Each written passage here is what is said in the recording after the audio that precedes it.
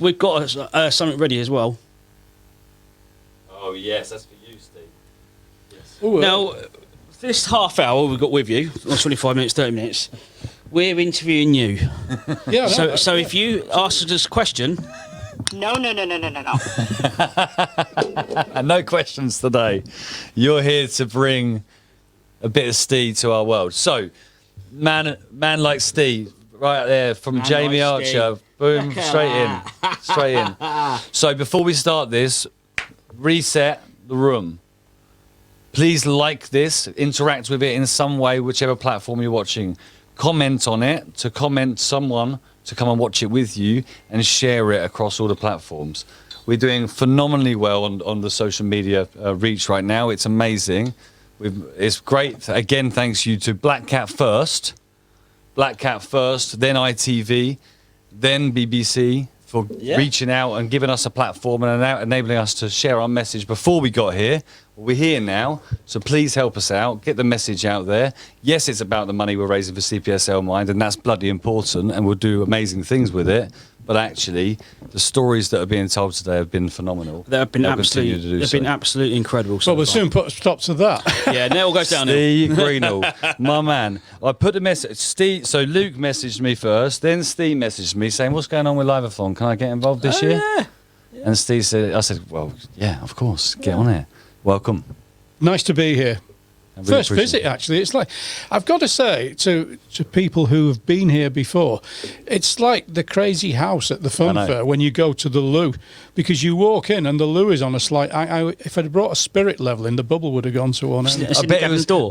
the weird thing. We had to put this floor in to stay so it's level. Honestly, before we took this on 3 years ago, it was a previous. It was a NHS clinic. That's why there's Yeah. still the panic buttons around the places. So we just have to make do. It's all self-funded. We got no funding. We got to make do. It's done all right. It's all right. It's fine. Does the job, doesn't Yeah, it? It's good. Yeah, Does of the course job. it does. Of course it does. But welcome, and I really appreciate your support. Oh, it's a pleasure to lend 25 minutes of my time to you guys and to play Whitney Houston this morning for the first time ever. And for the benefit of those who are thinking, why is he going on about Whitney Houston? I've never liked I Will Always Love You, that song. It's not a great song. It's Are not we the fun. talking in general? We heard about Dolly Parton's version. I'm talking about the Whitney version. Okay. Oh no, Dolly wrote it, but it became a running joke at Black Cat Radio. Steve doesn't like Whitney Houston, which, yeah, okay. But I thought we can run with this one for a year, and it's run with it for nearly 6 years. That is on the 18th of April will be the 6-year anniversary of me doing the breakfast show on Black Cat Radio, and I've never played a Whitney Houston song at all. If one appears on, because the algorithm throws one at me, Yeah. I delete it and change it Wow. just to keep the joke going. But this morning, for you guys, Amazing. I played for I Will Always Love You just before 8 o'clock. You actually played that song I as well. played that No song way. because you said you were going to put 50 quid in. I'll give you that. I love that. Mate, fair play. Luke Newman's also going to put somebody in. every Yeah, week. I'll Man That's of my his idea, yeah, words. that's Man mine. of his Well, words. stuck As to it. always. As always. Well, I want to know a little bit about Steve. Okay. So I want to take you back, like way back. Mm-hmm. I want to understand where Steve is from and why, and what links what you do today, Oh, and what you crikey. stand for today. But we've and only where got you come 25 from. minutes. Well, I'm trying to mix some stuff Okay, so together. born and bred in St Helens. I'm one of 3 kids. My sister and brother both live in the same town now, bizarrely. But I was the first generation of 6 generations of Greenall not to work for Pilkinson's, the glass company. Oh, wow. People from St Helens either worked for Pilks or they went down the pit, or they worked in the public They sector. still sponsor Wigan. If they sponsored Wigan, I would never go near No, the it's not place. Wigan, so St Helens. It's They been used- a long day. they Sorry, it's used been to- 9.5 they hours. used Oh, to no. They used to sponsor St Helens. Oh, no. And while you Yeah. mention it, I'm a big rugby league fan. Yeah. But I got into, funnily enough, the very first broadcasting I ever did was at what was then the biggest hospital in Britain.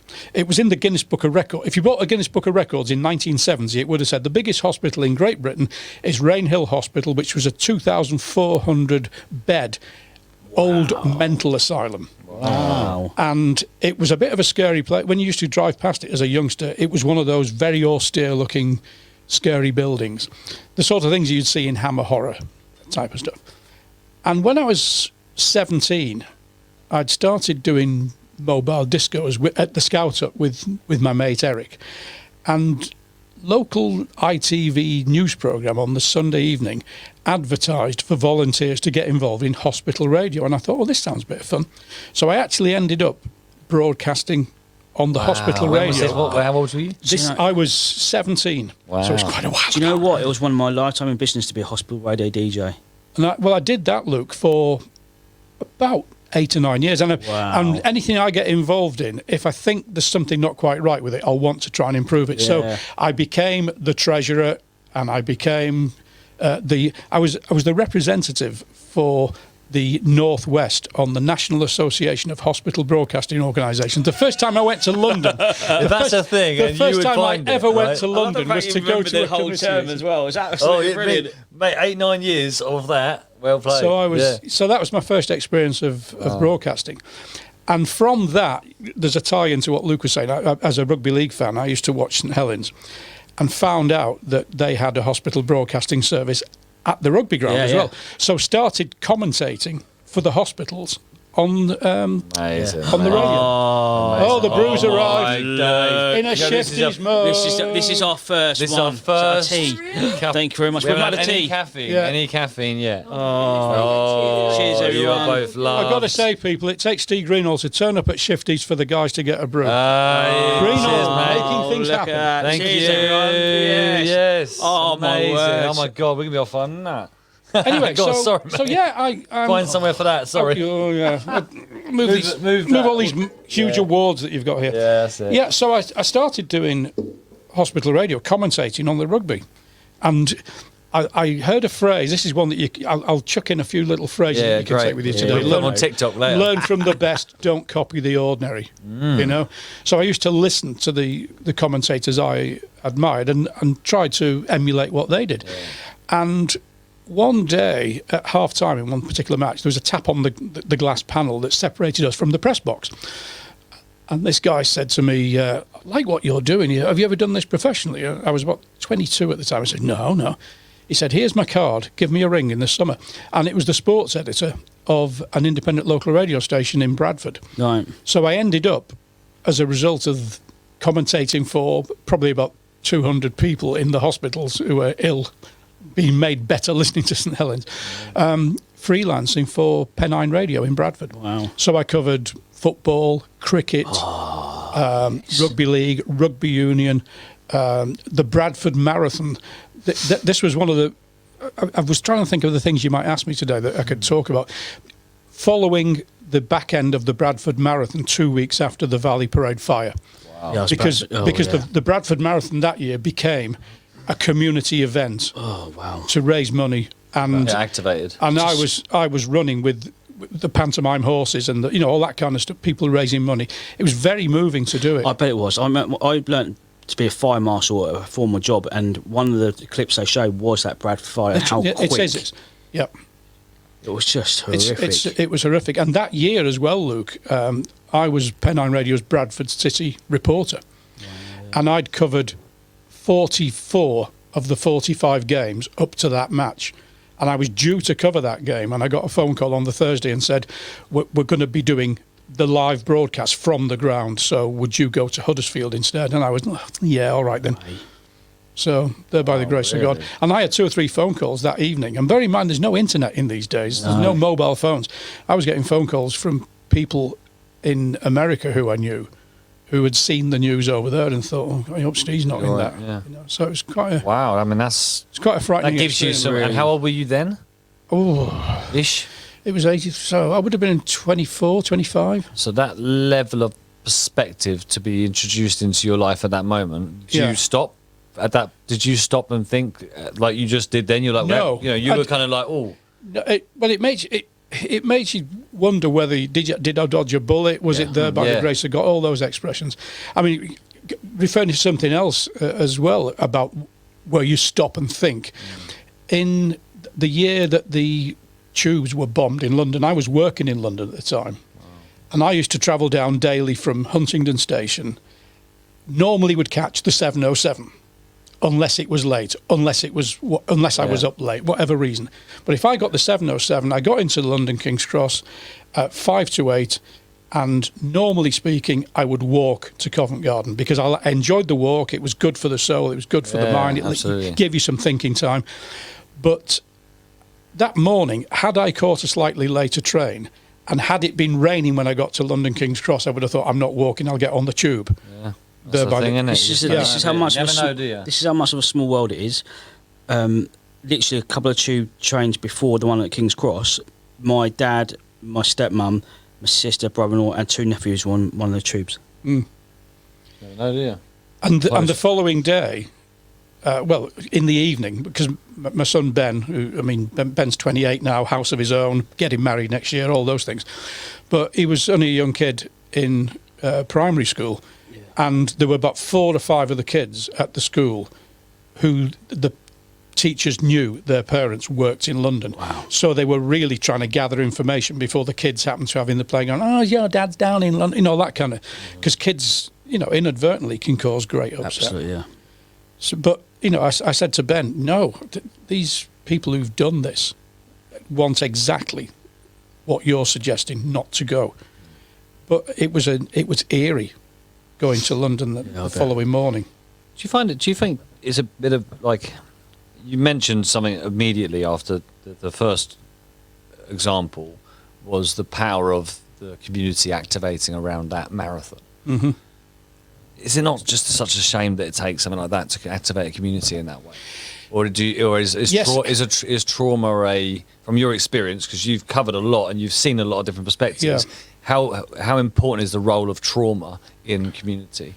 I think trauma does draw a community together in a way that we saw. I've become very friendly, as you probably know, with Jade Horton, the lady who lost her 2 children in the fire. Horrific. Horrific. And, we were very aware on the radio station at the time of what the town was feeling. Yeah. People wanted to help in as best ways they could. I was actually contacted about 2 weeks after the fire by Kevin Hull. Yeah, ledge. Who you'll know Absolute well. ledge. And he said, Steve, we a few people have, in my sphere have been speaking to one another. We want to do something to help this lady, but we're not sure how to go about it, but we figure you might know. Well, I rang the ambulance service and they said, it's been passed on to the fire service. So I rang the fire service and they said, it's all being dealt with by the coroner's office now. Where'd you find a coroner's office? You go to Google.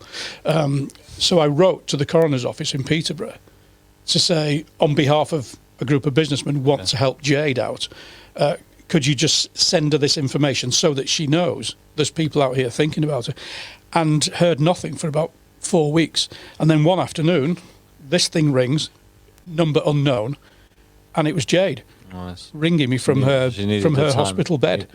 And we had, whether you're listening, Jade, you'll remember it well. We've talked about it. It must have been half an hour on the phone. I was pacing about the office at work, not knowing what to say or think. And she's lying in a hospital bed, having been told a few days earlier that her children had died in the fire. She's a remarkable lady. So you talk about the trauma, Alex, and you'll recall it's not that it's only a couple of years ago. Oh, I know. I remember how the town pulled together.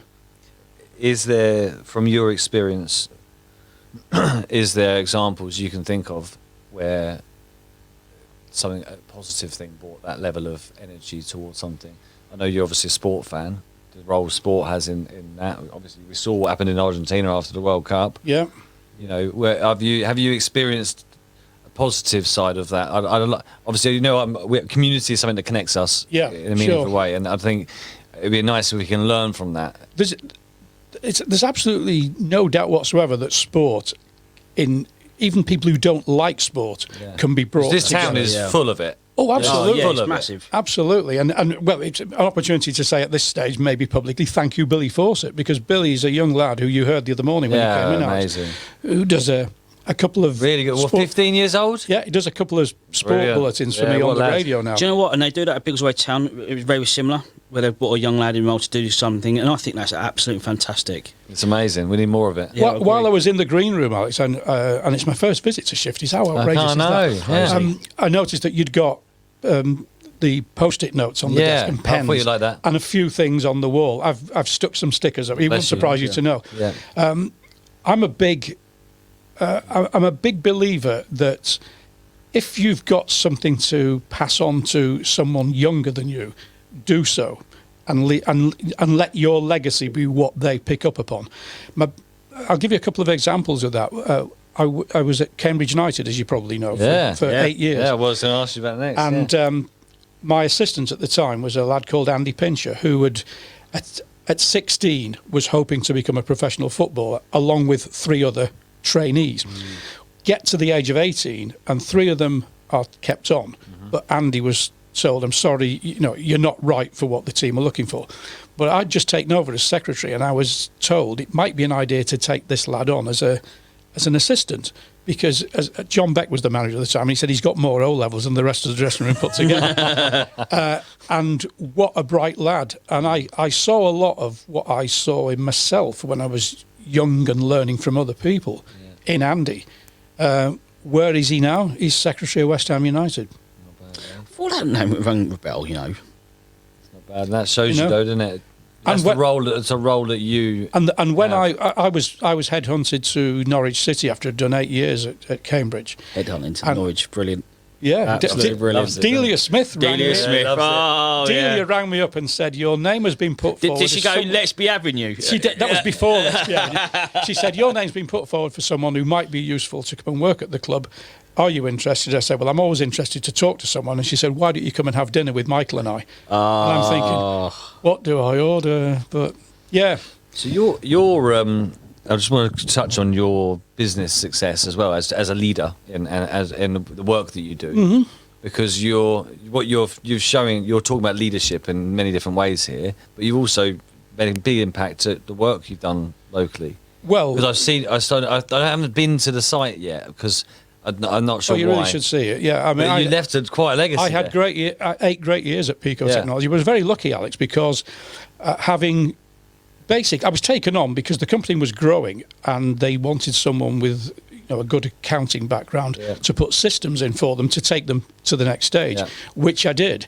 But knowing I was coming up toward retirement and wondering what will my legacy ultimately be, is it going to be something that most people never see, which is an accounting system? But the company was growing so much that the managing director pulled 5 of us together to look at what's the next step, where can we go, we need a bigger building, we're going to outgrow the one we're in. So I often tell this story under big, gorgeous Norfolk skies on holiday one year. I was just thinking, and I thought, we need a project manager who can look at this. I know the business inside out, and I understand the finances. I wonder if Alan Tong, the managing director, would countenance me taking it on as a project, which I put to him. So that was the end of my, most of my time I'd spent, for 40 odd years counting other people's money for a living. No, I know, but you wanted to finish in a bang. And, we could have gone and bought a plot elsewhere. Yeah. We looked at Wintringham, the urban and civic site. It would have cost something north of 10 million to do it. And in the end, we rented some premises close by, converted that, we made them what I called Pico ready to suit the culture of the business, and then set about turning an aluminium clad industrial building into an office block, and we did it. And it's got great facilities. I've seen the pictures. It looks fantastic. it was good There's fun. a room in there. I can't remember the name. Is there a name of the room that's like a chilled out place that people hang out? We converted a mezzanine into Southwold That was because it, the yeah. company I see it. own a That's property in it. Southwold. So the old canteen, which was really careworn and horrible, That's what I saw the picture of. we turned that into a pub Yeah, beautiful. and had an image of the pub in Southwold produced locally. In fact, another of the companies here in St Neots did it for us. The business Amazing. printing company, and it was a massive image of the pub that we stuck on the wall, That's awesome. which was it was good fun. So one last question, Steve. Why St Neots? Why St Neots? Yeah. Because of the radio. Because of the radio station. Purely and Well, simply. because of Black Cat Radio. Because of Black Cat Radio. Because of my background doing freelance work and enjoying that as a sideline, if you like. I'd thought about doing hospital radio when we moved down here, 30 years ago, but never got round to doing it. And then some years later, I got into conversation with Tony Gillam, who had set up the idea of a community radio station. Yeah. So I used to, in the very building that we're in, the very room we were in. I know, the other day, you went Alex, back. I remember. It's mad. we used to do. I used to do an internet radio show for 2 hours on a Monday night. Wow. So left work, parked up at Waitrose, got myself a butty, went in and did a show, and probably no more than a few dozen people listening to it. And here we are today with a strong brand in St Neots. Well, I think you can tell from the comments from Yeah, Carly man, it's there, amazing, is yeah. that you are actually the voice. saw that. You It's are the lovely. voice of St Neots. Carly Harvey. Oh, hi, Carly. We love Carly. We will love Yeah. Carly. She's on later. Yeah. Yeah. I know. Yeah. And that's a nice thing as well, Alex. I mentioned this to you when I first got Yeah. in touch, that there's so many of the people that you've got on this live-a-thon who I know. Luke Newman. I Yeah. first spoke to Luke, 3 years ago? 3 years ago, yeah. Long time ago. Yeah. When We went through Brian. very, very early days Very of early Walk days, and yeah. Talk for Men.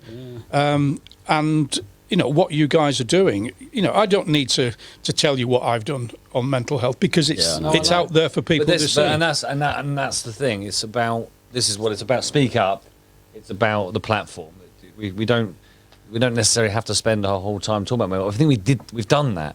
For me, we've done that. For years, we've done that. We've done the awareness piece. We're now an engagement piece, Yeah. where we can have a conversation about, Jamie coming on earlier, talking about his relationship with ADHD and dyslexia and turn it into a superpower. Jamie was the first person I interviewed on the subject of mental health, by the way. Jamie Queen. Jamie Oh Archer. no, Jamie yeah, Queen. Jamie, You yeah, wait till you listen to Jamie. So Jamie's on Yeah. later.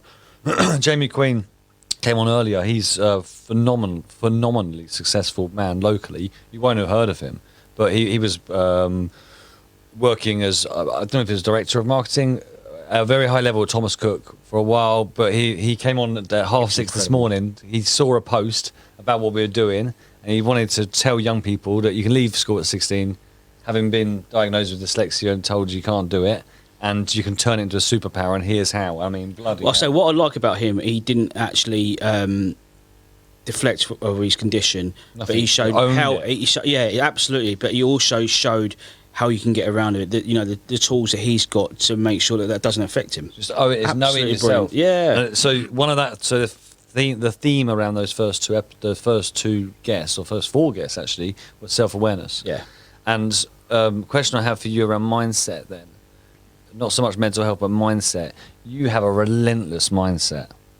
Everything you talked about there is like, first it was like, I'm just going to take this chance, I'm going to take this risk, I'm going to do this thing. Next it was, I'm going to run behind a marathon and I'm going to keep up and I'm going to find these stories and I'm going to capture it.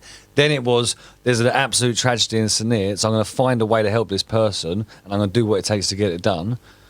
How do you do anything particular that you notice about yourself to protect that mindset or Do you know what? develop Alex? it?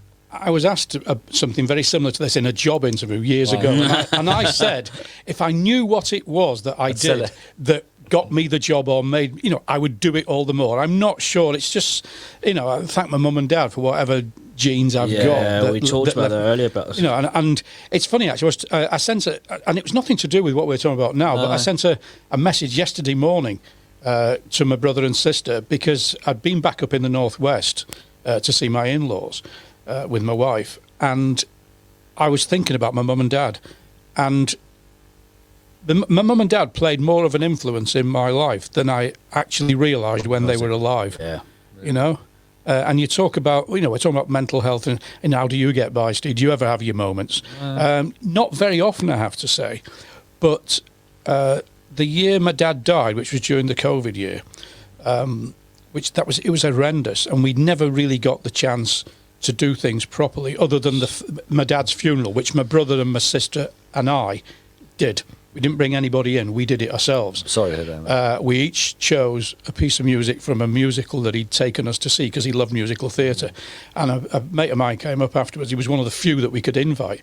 And he said, God, the one person that would have been loved to have been sitting here listening to this was your dad. He said, because you did his legacy. He's so proud. And I didn't cry after losing my dad until we're going back to St Helens now. St Helens is my team.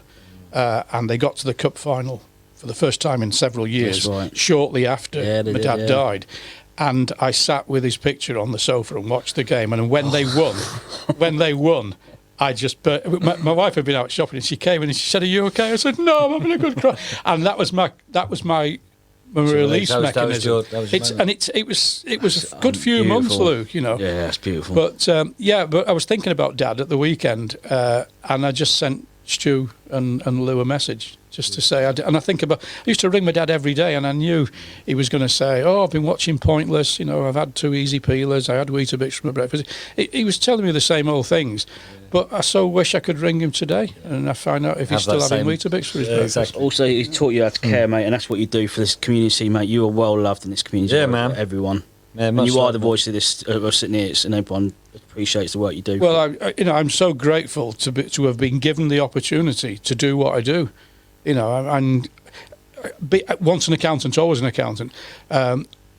Sometime this year, I'm not sure when the exact day, but I will have done 1,500 shows. I've only missed about 78 weekdays Crazy. in 6 years. That is and, crazy. and you know, you're allowed a holiday It's a and getting commitment, COVID man. now It and is again. commitment, yeah. It is a commitment, and it's, you know, the fact that I don't work anymore makes it harder of a commitment because Yeah. you get up and then what next? It used to be going to work. Yeah, of course. Now it's what next? I'll give you some stuff to do. If you Yeah. Well, I'm sure you will. I'm sure you would. Well, look. So thank you. I think Absolutely. from myself, and I say that on behalf of anyone that would happily allow me to say it on behalf of them.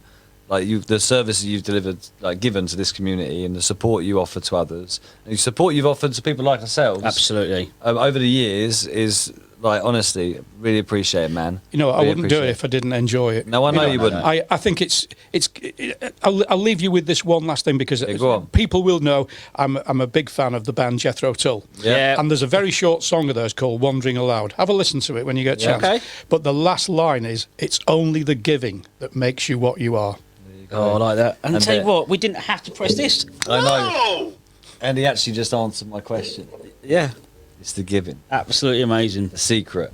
The secret is the giving, and it's the community. If you It's- give, it's that. if you you're give, always you get going to back. get back. Mr. David Always gonna Duca, get back. the main man, Stigrin. There you go. Yeah, you get a See, lot of good love to in see there. you, mate. Can we yeah. show some extra love in here for Steve? David Duca, another. I know, absolutely. yeah. cheap. David- well, David, David- David was so David did the night shift of Yeah, he the did. first ever Speak Did he? Up Live-a-thon. Yeah. Absolute legend. Did he? So Can I yeah, just say, I mean, people, I'm one of his Patreons now. I think. yeah. what Likewise, yeah. We share that as well. fantastic, Amazing. but again, all these people in that up there, and you know ourselves here, you've given those opportunities on your show to Absolutely, broadcast what man. we do. So a big thank you from Yeah. all of us. So big love. Yes, let's give that extra love and shared. Send it all into that breakfast show community of yours in Facebook, and we'll And send I some played Whitney this morning. He played Get Whitney some Houston. money. Get some money in that. I pot. will always love you. He played that. Like, that's crazy for Steve to do that. So massive appreciation. Right, we've got one thing left for you to do.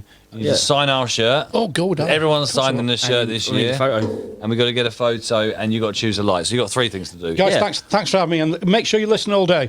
Yeah, no, appreciate it. Really appreciate it. We're going to be back in 3 minutes Yeah, about 3 minutes. with Christine. Yes. And I hope Henry's here. Little Henry. I hope Henry's here. My little boy's coming on next. Oh, Right, we'll see you yes. in 2-3 minutes. Thanks everyone. And again, keep that love coming for Steve and keep sharing this stream.